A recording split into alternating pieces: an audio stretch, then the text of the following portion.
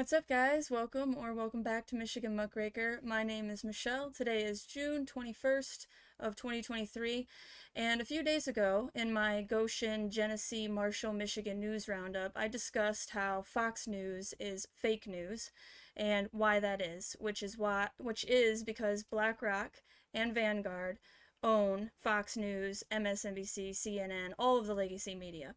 So today, 14 hours ago rather, O'Keefe Media Group, which is headed by James O'Keefe, once of Project Veritas before he got kicked out of his own company, he dropped this video exposing BlackRock's recruiter, Serge Varlay.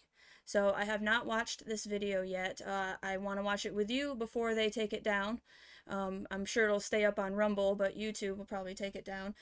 But this is going to expose exactly what BlackRock thinks and how much power they have, which I said in the video on Monday, they own $22 trillion worth of assets between Vanguard and BlackRock. After this video, I'm going to share more details and some alarming connections with the Michigan Retirement Fund, unfortunately.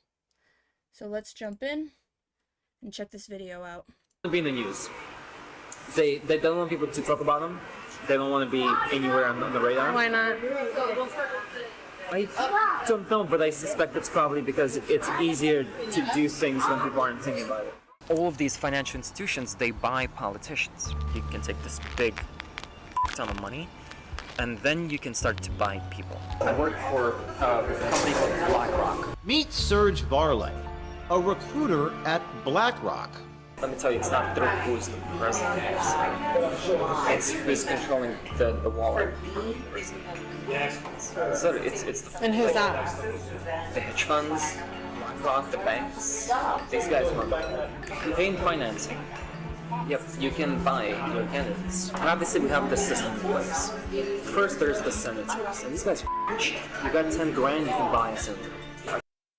You have 10 grand.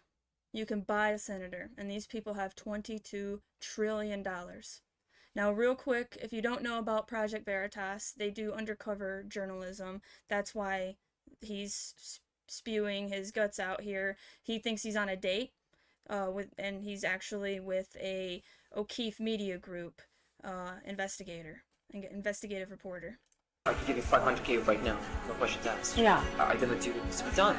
Does everybody do that? Does BlackRock do that? It doesn't matter who wins.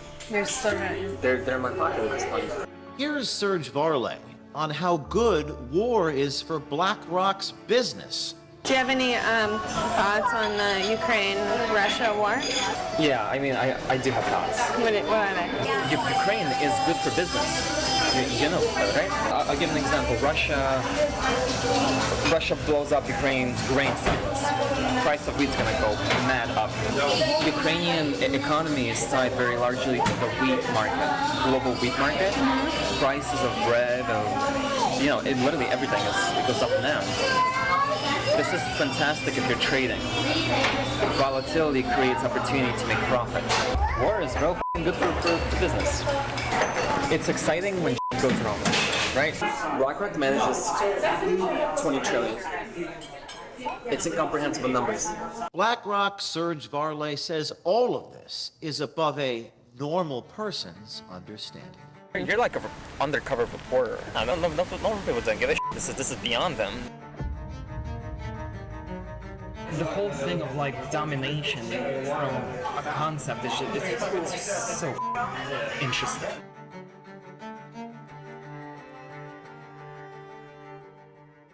Hi, I'm James O'Keefe with OMG News. Here we are with our latest story, this time on BlackRock, one of the world's leading asset and investment managers, which owns significant shares of companies like Amazon, Microsoft, Anheuser-Busch, Meta, Target, Procter & Gamble, Comcast, CNN, Fox, and yes, Pfizer, just to name a few.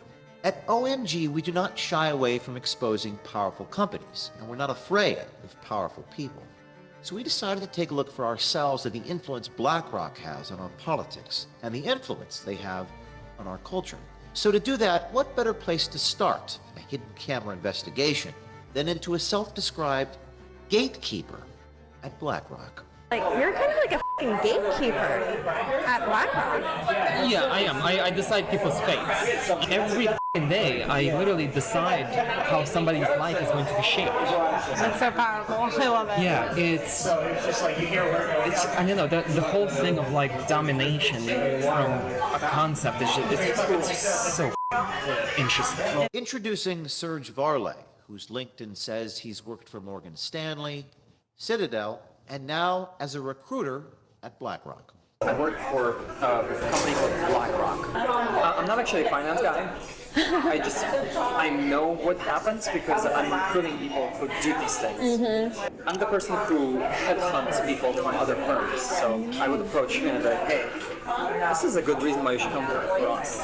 Serge tells us who really runs the world, how they do it, and just how much it costs to buy people, like politicians. Let me tell you, it's not through who's the president. It's who's controlling the wallet. So it's And who's that? the hedge funds, BlackRock, the banks. These guys run campaign financing. And they have been running the world, by the way, at least since Bush. Every president. And you can go back farther than that, but the Patriot Act, that was the beginning of this new section of terrible political leaders. Yep, you can buy your candidates. How so? All of these financial institutions, they buy politicians. How do they run the world? You acquire stuff.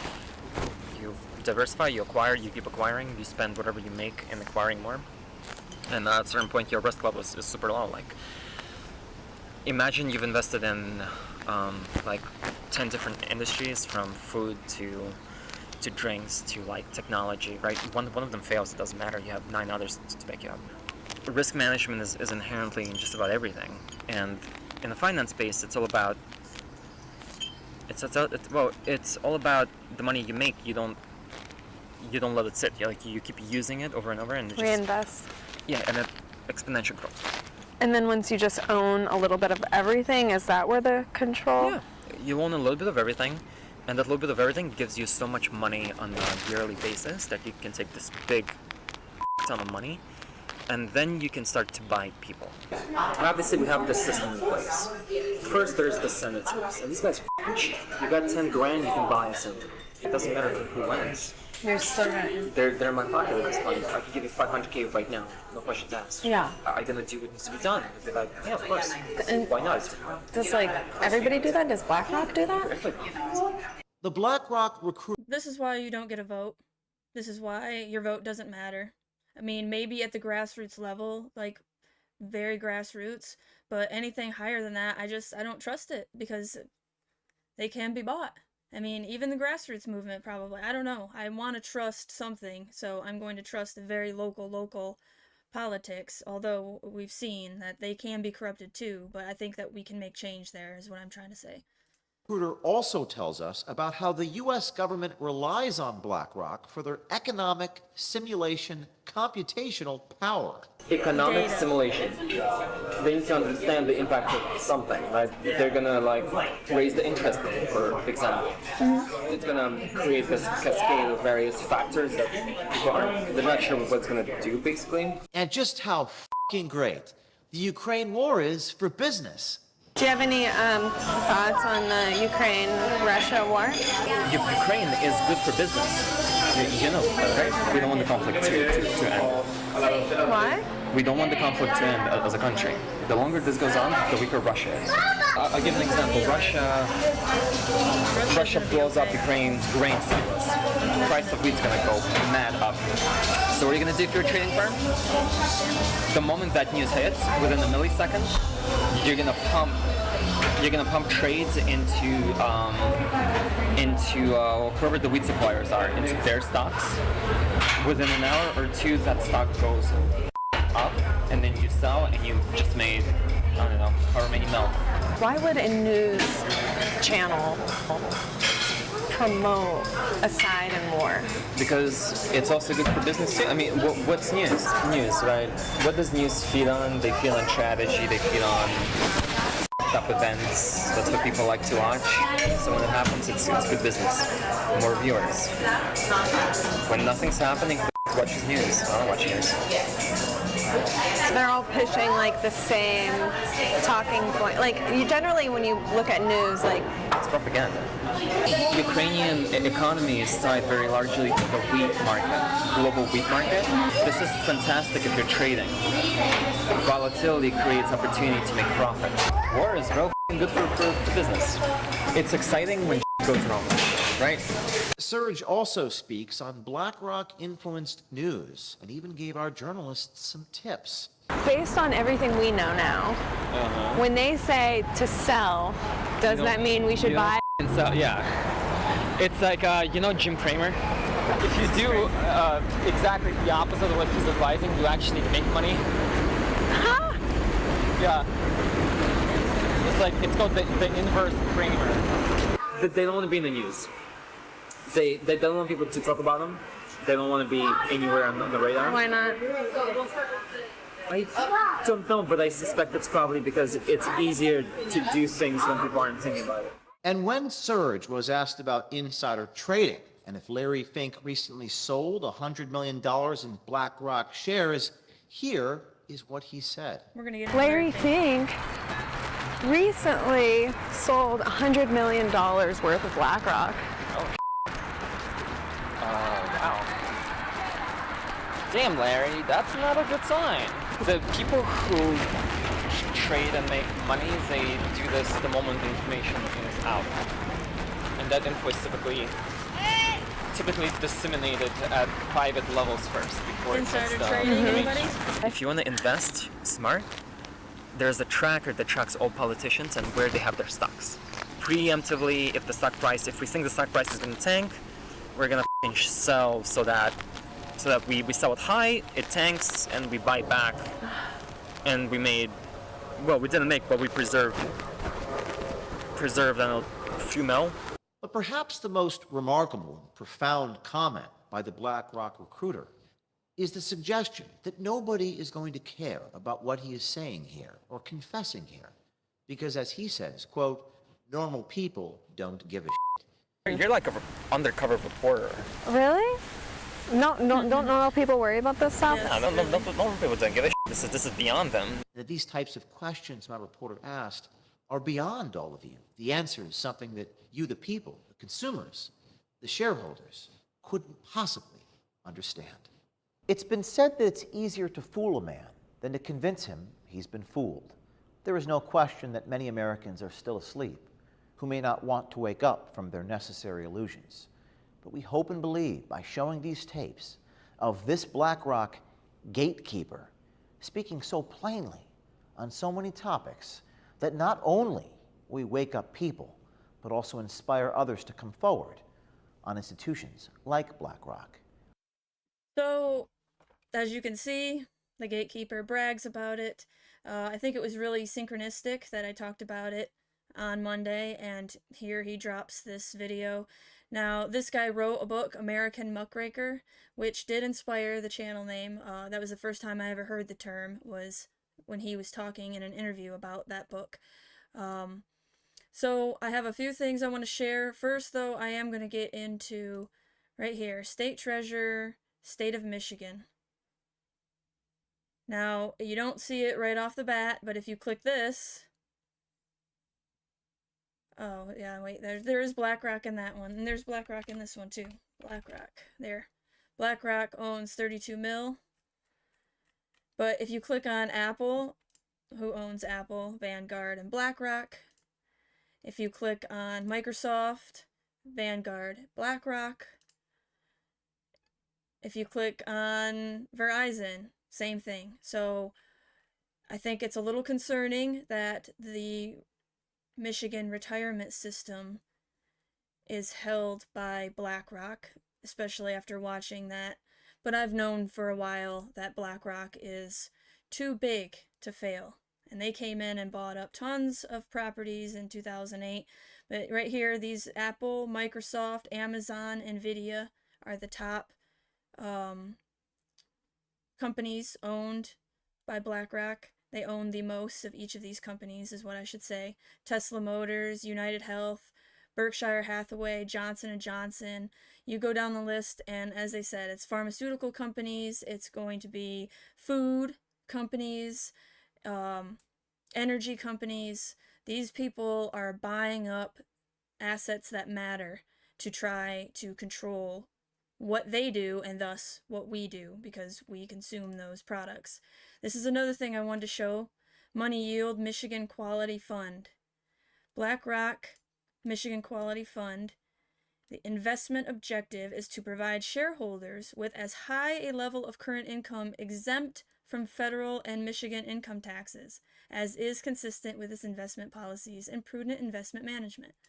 So all of these big dogs, just like Trump did, they get around the taxes. It's only we little people that have to pay them, or else the IRS comes and extorts us, right? Knocks on our door.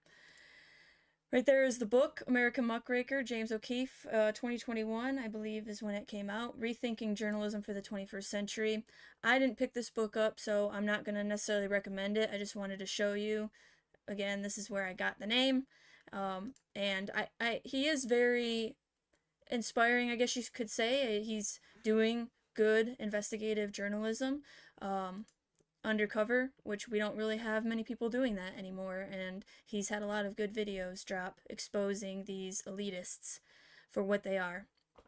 So BlackRock, you know what, I'm gonna read this one first. Sorry, I keep bouncing around. BlackRock is the biggest company you've never heard of. This is Aaron Vaughn out of InnoTech Today.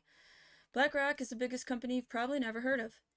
BlackRock was formed by founder and CEO Larry Fink in 1988 in New York City as a risk management and fixed income institutional asset manager.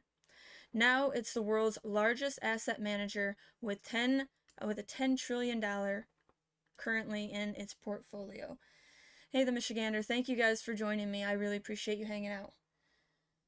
Voting, the illusion you have a choice. Yes, exactly. Yep, this BlackRock and Vanguard definitely help perpetuate that illusion using mainstream media. According to MarketWatch, there is currently around 40 trillion in circulation around the world, which means BlackRock manages a quarter of the world's money. Forget Tesla and Amazon and their eccentric spacefaring CEOs. BlackRock and its comparatively reclusive CEO are the biggest players on the global financial stage. Yes, the real big dogs don't show their face. Elon Musk, sorry, he's a puppet. Puppet for government companies that they want to go public, that were, on the black book, where you didn't know what they were doing.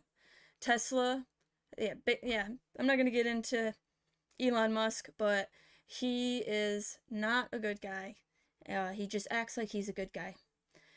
How did BlackRock become the largest asset manager in the world, and what does it mean for the current and future world economy? Yeah, what I was trying to say is that the real people who run the world are like behind the curtain in Wizard of Oz, right? They don't want to be seen. They're hidden. They don't show their face and go around on interviews and stuff like that. The real money is quiet about it. BlackRock and Vanguard are two of the big three passive fund management firms. Two of the three big ones. The third, State Street, is owned by BlackRock, whose largest shareholder is Vanguard. It seems all roads lead to BlackRock. Vanguard is the largest shareholder of BlackRock. Vanguard itself, on the other hand, has a unique structure that makes its ownership more difficult to discern, but many of the oldest, richest families in the world can be linked to Vanguard funds. Vanguard and BlackRock are the top two owners of Time Warner, Comcast, Disney, and News Corp. 4 of the 6 media companies that control more than 90% of U.S. media landscape, said Jeanette Copperman in a Common Reader article. Together, BlackRock and Vanguard own 18% of Fox, 16% of CBS, 13% of Comcast, which owns NBC, MSNBC, CNBC, and the Sky Media Group, 12% of CNN, and 12% of Disney, who owns a number of subsidiaries. Media behemoths that may present themselves as rivals are, in reality, owned by the same company. The editorial authority of BlackRock in the companies in which it has a stake is debatable, but the point is it can direct narratives globally and influence geopolitics at the grandest of scales. And we are going to get into ESGs, which is one of the ways they're manipulating whole countries into destroying themselves. While BlackRock and Vanguard shaped the media landscape of the world, BlackRock's secret weapon, an advanced trading algorithm called Aladdin, has been shaping global markets for decades. The extensive technology program, which by some estimates operates more than $21.6 trillion in assets, was created by Fink and several colleagues in 1988. Aladdin is an acronym for Asset, Liability, Debt, and Derivative Investment Network, a program that executes an average of 250,000 trades per day. This is why data is the most important and valuable asset in the world, and they have it. Aladdin executes trades in every asset class across every industry and directs the actions of the Federal Reserve and almost every U.S. bank. It controls over half of the ETFs, 17% of the bond market, and 10% of the stock market. It collects data points on every market, every company, and every asset, and uses machine learning to calculate which trades to make in less time than it takes for your brain to send an electrical signal through your nervous system to your fingers. AI just went public. That's it. These people have had it. The government has definitely had it for who knows, maybe all the way to 1988, but I'm going to say at least 20 years they've had AI, but now we get to play around with it. The network that makes up, or it plays around with us. Garbage in, garbage out. It's a computer program. We have to remember that. The network that makes up Aladdin is approximately 5,000 supercomputers that now act as the central nervous system for the world's most sophisticated investors and asset managers. Every major bank and fund has come to rely on Aladdin and its all-powerful AI to beat the market, which raises several fundamental questions about the nature of our fragile financial system. Well, it's rigged. That's basically what it is. If Aladdin's network were to be hacked, it could have a swift and catastrophic impact on the global economy. The more existential problem is the monopoly this algorithm has created. BlackRock essentially rents out its proprietary golden goose to the world's highest bidders, mostly large hedge funds and megabanks. This leaves smaller investors at a major disadvantage and gives companies like BlackRock and Vanguard license to steal and steer the economy as they see fit. Keys to the city. When the global financial crisis hit, Aladdin was called upon by every major bank, as well as the head of the Federal Reserve and U.S. Treasury. The U.S. government called on Aladdin to figure out which assets to keep and let go of at Bear Stearns Cause, a New York-based global investment bank, securities trading and brokerage firm that failed in 2008 and was subsequently sold to J.P. Morgan and Chase. The success Aladdin had in almost single-handedly stopping the world from experiencing complete financial collapse earned it a prestigious place among the world's governing bodies. Aladdin was given free rein to decide what to do with the $2 trillion that was printed in the wake of the Great Recession. The majority of it was allocated to bonds and funding to prop up the mortgage companies and banks, assets in which BlackRock was already heavily invested. And this is why millennials were screwed from the beginning, right? We graduated 2005, 2006, 2007, and boom, BlackRock came in and stole everything. In 2017, Fink launched a new project at BlackRock called Monarch, which replaced many of the firm's fund managers with algorithms. Now, over 70% of the U.S. stock market trades are executed by robots, according to Investopedia. That's what it is, Investopedia. I don't know about you, but that is all very concerning. And then when you pair it with BlackRock and the sustainable investing in the ESGs, environmental, social governance investing style, BlackRock believes that investments that consider sustainable metrics can help you pursue long-term success in your portfolio. To navigate the evolving, sustainable landscape, investors require new guidelines, definitions, and frameworks. Sustainability is BlackRock's standard for investing. Our investment conviction is that climate risk is investment risk, and that integrating climate and sustainability considerations into investment processes can help investors build more resilient portfolios and achieve better long-term adjusted returns. So as you could see, sustainable development, which is United Nations, and this climate crisis from the vision of the Anointed is put into money through BlackRock. They can manipulate the investors and whole countries. So let me see. We're going to get into this right here. BlackRock's tyrannical ESG agenda. This just came out March 2nd of 2023. As February turns to March, the finance world is waiting with bated breath for one of its most dubious annual traditions, the Larry Fink annual letters to CEOs. Since 2012, when the BlackRock chief executive wrote his first letter, the occasion has come to symbolize the growing threat both to shareholder capitalism and American democracy posed by investment houses' crusade to force the principles of ESG, or environmental, social, and governance investing, down the throats of companies, investors, and the public. ESG first entered the investment and banking mainstream as a survival strategy. In 2009, BlackRock had acquired Barclays Global Investors, making it the largest investment firm in the world with almost $3 trillion in assets under management, a sum larger than the total revenue of the U.S. Federal Treasury. Isn't that nuts? More money than the U.S. Treasury. Do you really think that our government has any power when, unfortunately, the world values money over everything else? Politically speaking, BlackRock's emergence as an investment superpower could hardly have come at a worse time. Amid the wreckage of the 2008 financial crisis and then the utilations of the Occupy Wall Street movement, public suspicion of big banks and corporations was at an all-time high. Finance, in particular, became a morality play. Financial institutions were the greedy villains, while policymakers played the heroic civic advocates, reining them in. They played us. That's what they did, because they are in it together. Public-private partnerships, baby.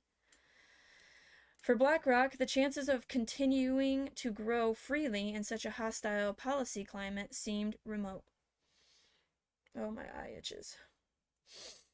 But BlackRock's leaders had an epiphany, one that would repeat itself in the C-suites of several of its competitors in the early 2010s. What if big investment houses could rebrand themselves as so impeachably virtuous and civic-minded that their virtue outshone even their regulators themselves? Vision of the Anointed, covering themselves up, putting camouflage on. Such a strategy would be game-changing. Not only would it afford investment houses a mile-wide road to limitless growth, it could even, if played judiciously, accord the companies themselves quasi-governmental power. The ESG principles underpinning that strategy had already been written. The 2004 United Nations report, Who Cares Wins, which introduced the principles of ESG to a worldwide audience, suggested that the investors could make higher long-term profits if they put more emphasis on environmental and social progress. Cue the United Nations and World Economic Forum coming right up. The small print was that the task of defining these impossibly broad categories, environmental or social, would be left to international institutions. Per those institutions' priorities, environmental would mostly focus on implementing CO2 reduction goals, while social would mean anything related to the UN stated social goals on issues such as gender parity, racial justice, and poverty reduction. In other words, from the beginning, the goal of ESG was to harmonize the priorities of political elitists with those of business leaders. This approach was nothing new in Europe, where Klaus Schwab and his World Economic Forum had long blurred the lines between business and government. But in the US, where the World Economic ethos has failed to take root, and the shareholder remained king, it was a radical departure. I wouldn't go that far, but when the UN invited global financial institutions to sign on to the Principles for Responsible Investment, PRI, in 2007, the total global assets managed by ESG-minded investing vehicles was around 10 trillion. By 2020, a mere 13 years later, that has grown to more than 30 trillion worldwide and more than 17 trillion in the United States. Unbelievable. Really, the Great Reset started in 2006 and 7. That's what it looks like to me. The UN and World Economic Forum really put their tentacles into the United States. New private equity firms and investment outfits devoted purely to ESG, such as Al Gore's Generation Investment, were springing up every year, and most large U.S. investment firms began offering ESG-mandated mutual funds, leading Bloomberg in 2021 to project 53 trillion invested in ESG by 2025.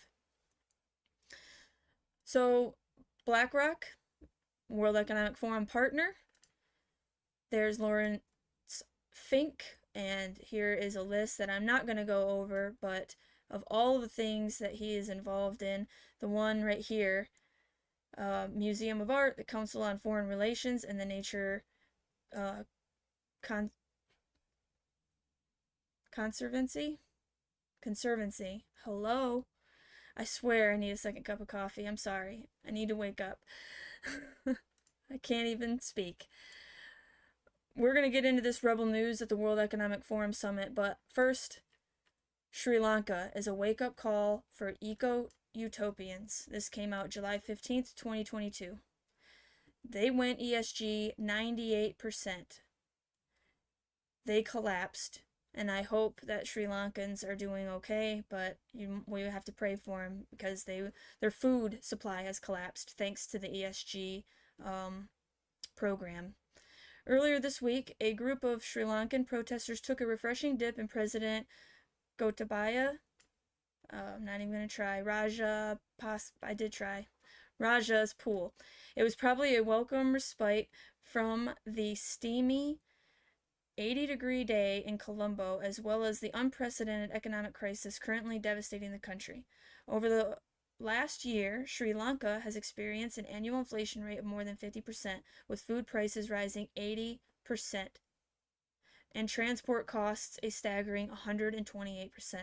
Faced with fierce protests, the Sri Lankan government declared a state of emergency and deployed troops around the country to maintain order. On Thursday morning, the New York Times published an episode of the Daily Podcast discussing some of the forces behind the collapse. They outlined how years of irresponsible borrowing by the political dynasty, combined with the damage caused by COVID lockdowns to Sri Lanka's tourism industry, drained the country's foreign exchange reserves. Soon, the country was unable to make payments on its debts or import essential goods like food and gasoline.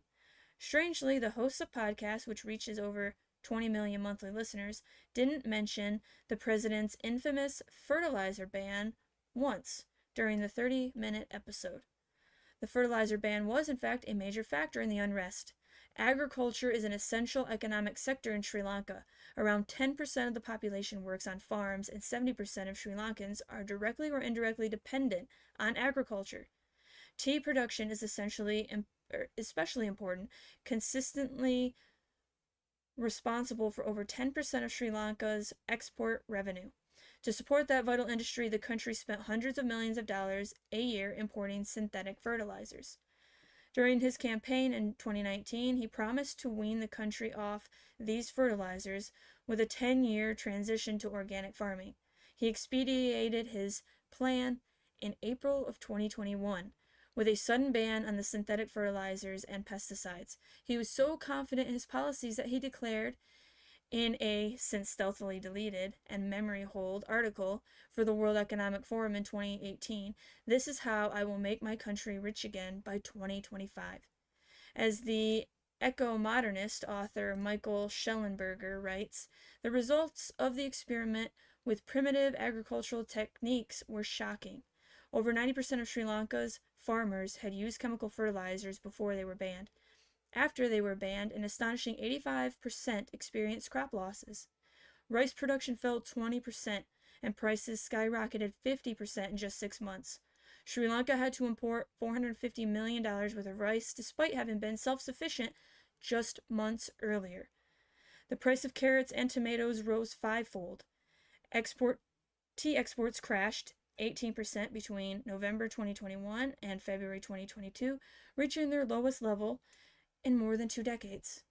This is what happens when ESGs come into play. The World Economic Forum questioned after deleted Sri Lanka PM article is recovered by Wayback Machine. The powers of the World Economic Forum have come under scrutiny on Wednesday, July 13th, after eager internet users spotted the World Economic Forum had deleted an article from Sri Lanka Prime Minister Ranil Wickrem. Oh, not even going to try. The article deleted on the World Economic Forum website is called Sri Lanka PM. This is how I make my country rich again by 2025, and was searched for by the people following the collapse of the country's economy, which resulted in huge riots. In the article published on August 29th of 2018, he said that the country's economic policy, Vision 2025, is firmly embedded in several principles, including a social market economy that delivers economic dividends to all. Vision 2025. This vision collapsed the whole economy, and unfortunately people probably starved, and it's terrible. This is what ESGs lead to. This is what BlackRock's policies lead to. Davos 2023 World Economic Forum. Still, here's why we must not lose sight of the importance of ESG despite the recent backlash. The consideration of environmental, social, and governance factors when making investment decisions has never faced such a profound period of negative scrutiny. After years of increasing attention and capital allocated in ESG investments, which have made substantial strides forward in terms of technical substance and implementation, 2022 proved to be a point of reflection. There are several drivers behind this wave of criticism. The combination of the impact of Russia's invasion of Ukraine, inflation, and pockets of populism emerging in different parts of the world is shifting the macroeconomic and geopolitical context, which in turn impacts investors' thinking.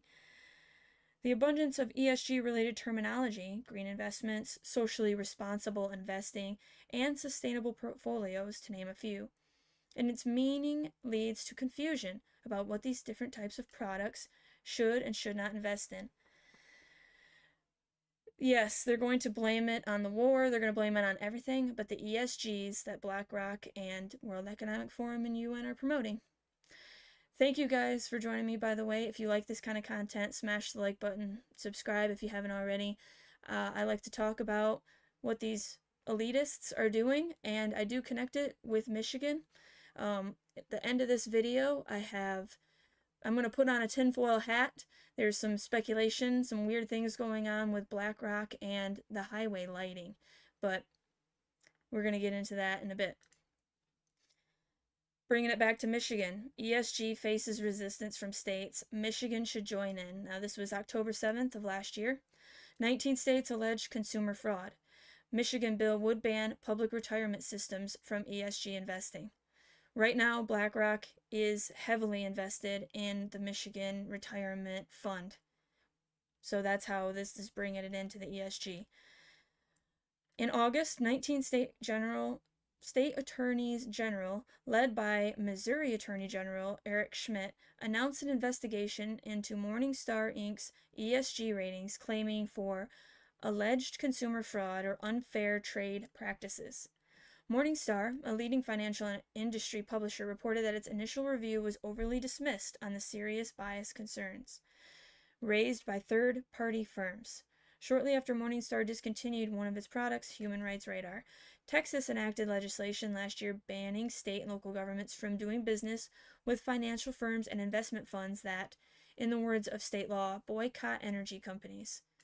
That's exactly what ESG does, right? If you don't start going green, then you aren't going to be invested in. So they're being manipulated, just like we are paying people to buy Teslas with subsidies. They are doing the same thing all the way from top to bottom We are being manipulated by these big asset management companies. And they brag about it. Their recruiters know. I don't know what kind of nihilism or narcissism it takes for people to do the things that they do, but we are in trouble because of people willing to do these things. Following orders. A similar bill has been introduced in Michigan. Senate Bill 1192 would ban Michigan retirement systems from ESG investing. It was introduced last month by Senator Jim Runestad from White Lake and awaits action by the Senate Finance Committee. I wonder if it went through. West Virginia's fighting, Louisiana State Treasurer, right here, barred BlackRock, Goldman Sachs, JP Morgan Chase, Morgan Stanley, and Wells Fargo from entering into state banking contracts with its office as a result of their ESG and thus anti-coal investing.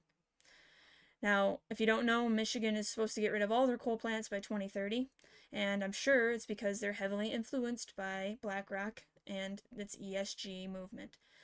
The pro-ESG movement sees these actions as a black hole of misinformation and misunderstanding. In the words of Andy Bayer, CEO of nonprofit organization As You Sow. As Bayer puts it, ESG is a framework for evaluating risk. Any fiduciary who says, I'm not going to evaluate risk is not doing their job and should be fired.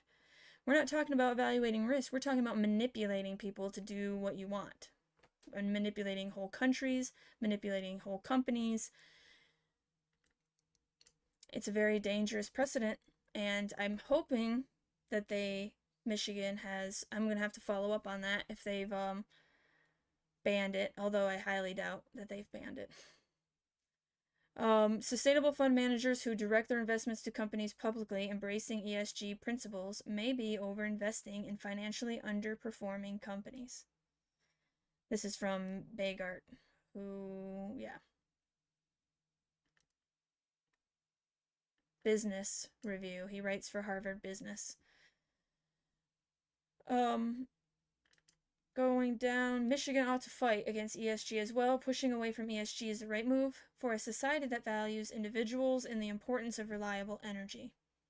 Well, I just read the Michigan Healthy Climate Plan and all that goes along with that. And it's not important for Whitmer's government to be reliable, to be energy independent, I should say. They want to be reliable on BlackRock. This is Rebel Capitalist. We're going to watch some of this. I don't know if we'll watch the entire thing, but he came out with something 4 weeks ago that exposes BlackRock's new scam. Now, if you are into macroeconomics at all, I highly recommend you watch him. Do not watch Jim Cramer, although he doesn't do exactly what Jim Cramer does. You will learn more about what's really going on in the markets from Rebel Capitalists than you would ever from Jim Cramer or any legacy media.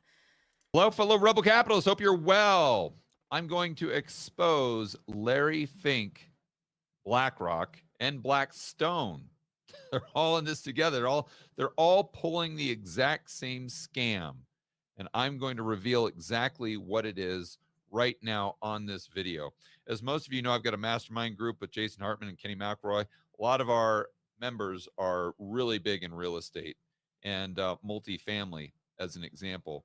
And one of our members, I was talking to them this weekend, they gave me some incredible insights as to how they are pulling this scam off. They, meaning Larry Fink, BlackRock, and Blackstone. Let's go into this article really quick here and start shedding some light on exactly what I'm referring to.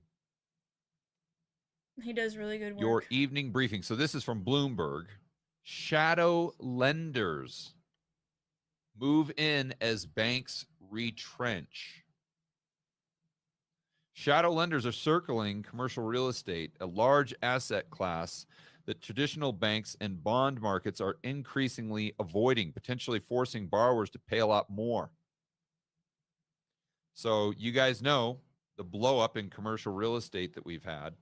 You know about Silicon Valley Bank. You know that most of these regional banks were the ones that funded these projects.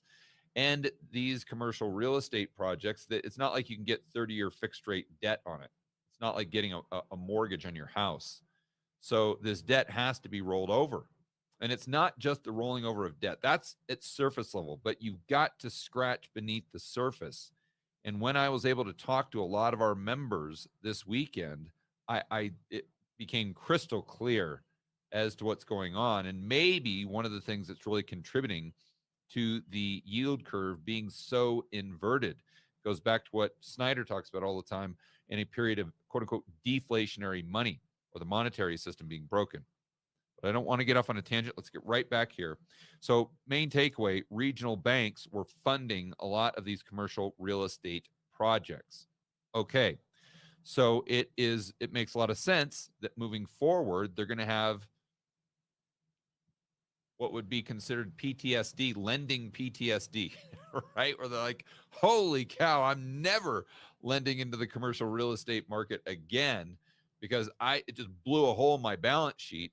And I might not have been Silicon Valley Bank. I might not have been First Republic or Signature, but I was, they're not going to admit it, but that CEO knows that they were just on the cusp of going bust themselves.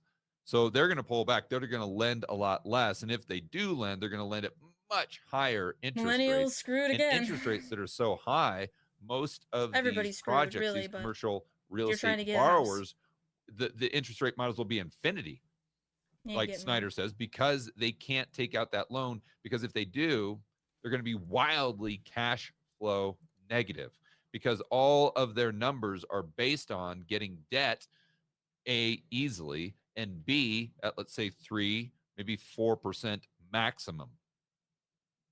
So the point that this article is making is these big pools of money like BlackRock and Blackstone are now coming to the plate and saying, okay, we see that lending for these types of projects is drying up. Therefore, we're going to be the good Samaritan. We're going to step up, and we are going to provide liquidity. And if you don't believe me, let's go right over to this just quick Google search here, BlackRock Distressed Commercial Real Estate Fund. And you can see that they did put money, they did create these funds back in 2020, but they're doing it again. We see a new article here saying that Blackstone just announced a $30 billion final close for basically what they call an opportunistic real estate fund, which is ironic because they just lost, or this defaulted on about properties 500 again, but this million. time commercial to turn But into setting that mixed aside, housing. the Blackstones of the world, the BlackRocks of the world, are setting up these funds to take advantage of the fact that these regional banks likely will no longer lend to these projects. And a lot of these projects are midstream. So when we think about lending, and I would fall into this category as well, the first thing that comes to mind is buying and selling. But when I was talking to some of our members, it became crystal clear that it's not just about buying and lending. In fact, that's kind of lower down the totem pole. What you see is these midstream projects. So a lot of these investors will go out, they'll buy a building, a 40-story building for $300 million. But then what they'll do is they'll borrow money to improve the building. Let's say they borrow another $50 million to improve the building, to raise the rents, to get the higher value. And that's how they make money. Call it forced appreciation. Same thing with commercial real estate as it is with residential real estate. It would be the same thing as you going in and buying a $100,000 house, an ugly house, and putting, $25,000, $30,000 into it. And therefore you're out of pocket $130,000, but now you've increased the value of the house up to, let's say, $200,000, and you pocket the spread. The commercial real estate, it's no different, right? So what happens is a lot of these borrowers are going to the banks, or they went to the banks prior to March and said, hey, we're going to need 10, 20 million. And the bank to do these, let's just call them a remodel, for lack of a better word. And the banks say, yes, we'll go ahead and do that for you, no problem. And then, but they don't give them the whole 20 million to begin with. They give it to them in small increments, let's say increments or smaller increments, let's say of $2 million. Well, what I'm finding out from a lot of our members is the banks are now reneging on the agreement to where they'll, let's say, borrow 10 million. They'll start the remodel project with 2 million. They're a quarter of the way to the remodel project. And all of a sudden the bank says, oh yeah, remember that other $8 million that we agreed to give you? Yeah, that ain't going to happen. This is actually taking place as we speak. Wow. So then what these members are telling me, their insights, because they know all of the lenders. In fact, they've dealt with the BlackRocks. So they've many dealt layers with the of Blackstones. manipulation. It's And they say hard to that fathom. with the banks, they don't want to take these properties back. Most of you guys know that. That most banks, they're not in the business of managing large pools of rental properties, as an example. So if you've got a huge portfolio of rental properties and you're having a hard time paying the bank is incentivized to work with you. And if they say that they're going to give you $20 million, they're incentivized to give you that $20 million, because the alternative is they only give you $5 million and they leave you high and dry and they take the asset back. And again, they don't want that asset on their balance sheet. They want the loan. But BlackRock and Blackstone are different. What I found out, the insights that I learned this weekend, is that these funds, these distressed funds that BlackRock and Blackstone are setting up, these we'll call them shadow banks or shadow lenders, let's say, they are not setting up just to give you a bridge loan because they want that loan as an asset on their balance sheet and they want to make the quick, whatever, 10% or so. No. They're doing this because they want the asset. So what they're doing is they're coming in and saying, okay, they know that real estate's going to crash. They know this. But they're going in and they're looking for all these people that get caught high and dry, all these borrowers, and saying, okay, we'll go ahead and we'll give you X amount of money just so you can complete the project. Or we'll give you, let's say, 70% LTV. So you need 20 million. You've already received 5 million. So they'll give you the other 15, but they'll take the first lien on the property. So if you default on the 15, they get the asset. I think that this is so crazy. So the first time in 2006, they bought up from all, like, basically the lower middle class, right? Got crushed. Now it keeps getting funneled to the top, like, faster and faster. The greatest wealth transfer in history is happening, and it's been happening since 2020.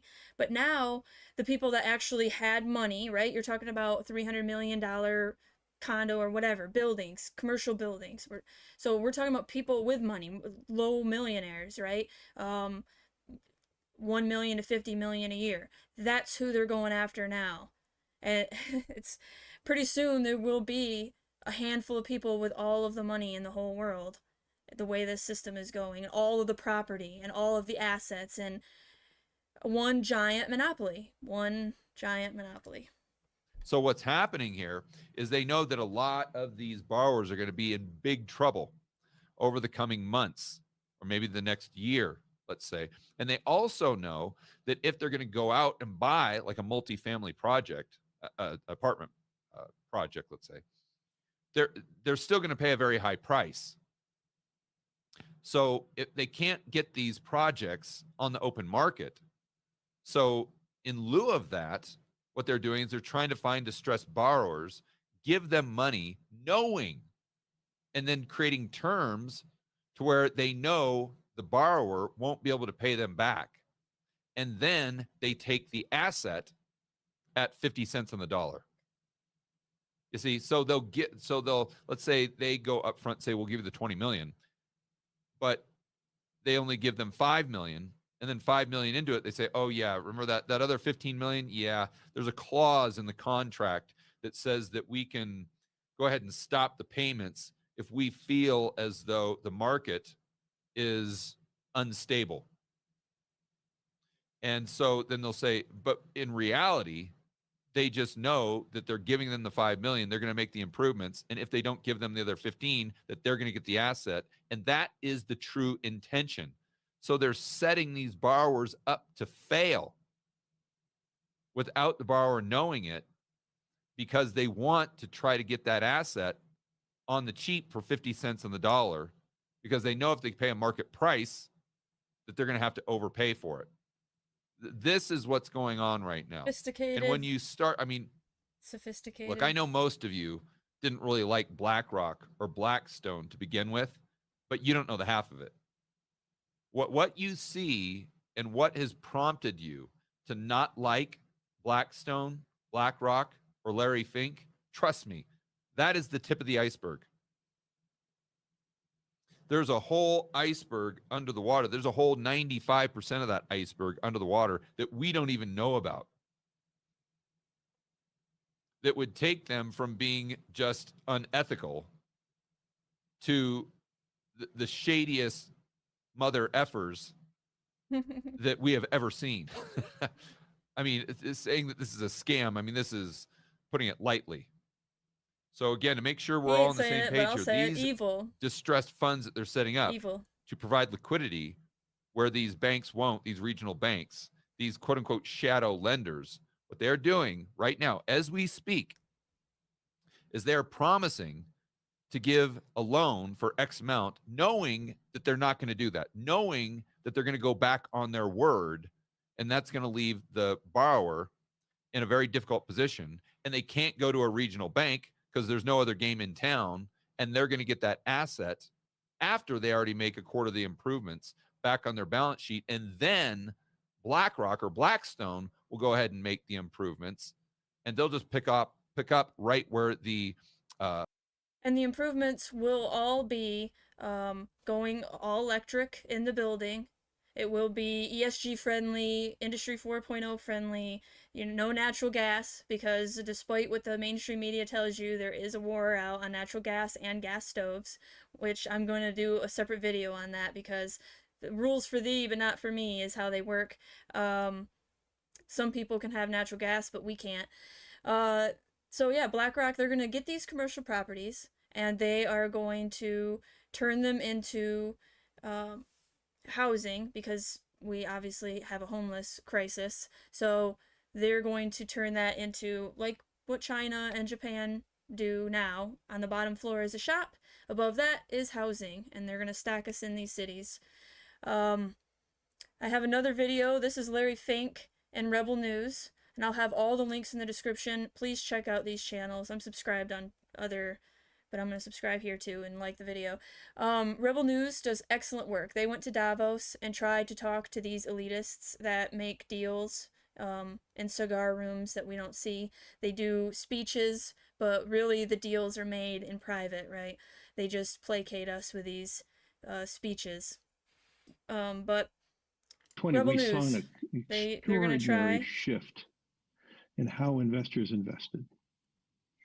Across every industry, you see a widening gap between the best performing companies in industry and the worst performing companies in industry. The Michigander, you're absolutely right. Criminal and evil, yes, but that's the thing. How do you hold them accountable when they have $20-30 trillion in assets and they're manipulating the world, and all the politicians are easily bought out with just 10 grand, according to the recruiter that was exposed. So I don't know, how do you stop this? That is the question that, of course, I keep coming back to. It goes back to the Federal Reserve Bank, but what good does it do to know, how that's the highest point that I've gotten are the banks, right? The money. But then what? What do we do? How do you hold them accountable? How do you stop them? Okay. Well, the door was open. Well, I want to understand what BlackRock's doing. I mean, you got your big black vehicles here. Larry Fink's on the board. So what are you guys here to do? Patrick, can someone help, please? Are you running away? They do run away from Rebel News.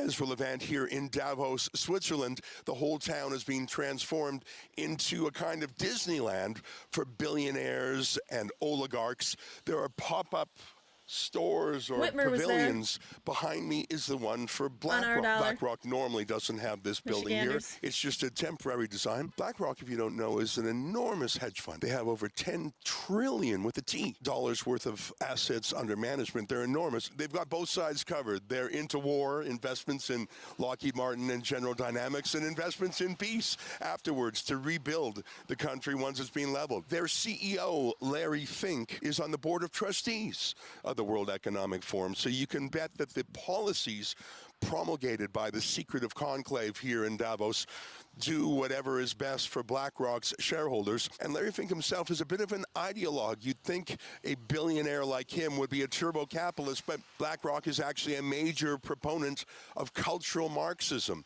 Although they themselves, as I mentioned, are deeply invested in military companies, and he promotes cultural Marxism, environmental extremism, and he actually weaponizes the investments that he oversees. The differentiation between company A and B in every industry is really changing how investors are beginning to think.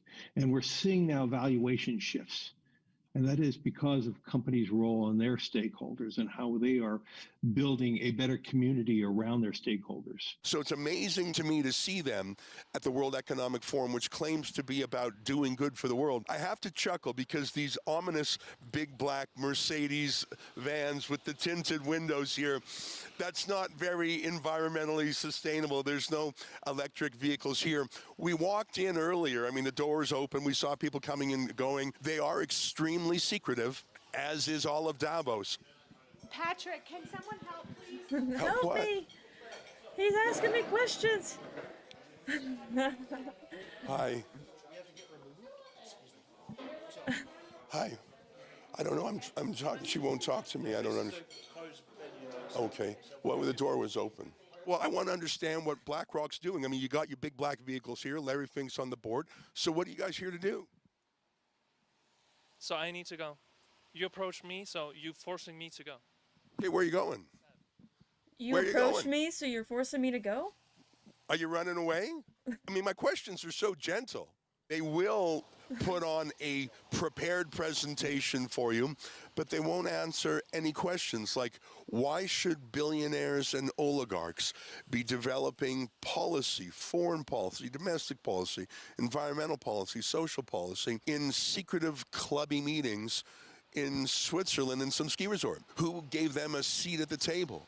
And when they talk about global citizenship, who died and made Larry Fink the king? He's just a money manager. Since when did we elect him to write policies under which we all have to live? Listen here, I just He's arrived smart. We're in done. Davos, and we'll be here all week talking, if we can, to the oligarchs. I don't think we'll get a lot of FaceTime with them. We'll be given the bum's rush. But if we have a chance to buttonhole some important people rather than just their flax shooing us away, we'll do our They always have really good clips. I highly recommend you subscribe to them as well. They're trying to hold these people accountable, but, you know, they have Secret Service and all kinds of security and closed buildings. They shut down all of Davos so that they can have the town to themselves, basically. The last thing I want to talk to you about, you have to put your tinfoil hat on, okay? Because I don't know exactly what's going on here, but it's very interesting and it's linked. So this was from October 20th of 2015. BlackRock Infrastructure announces public-private partnership to fund Michigan freeway lighting. BlackRock Infrastructure, Michigan Department of Transportation, and Freeway Lighting Partners have formed an innovative public-private partnership to finance and upgrade and provide ongoing service to Michigan's freeway lighting system.